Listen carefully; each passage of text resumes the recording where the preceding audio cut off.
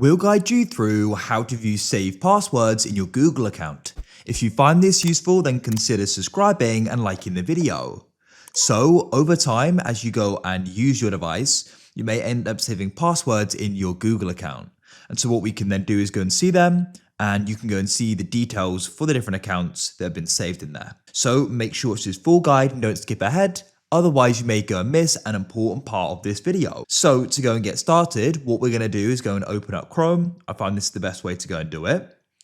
After you've gone and opened Chrome, if you're currently in a tab, what you can do is just press the plus in the top right so you get to this page.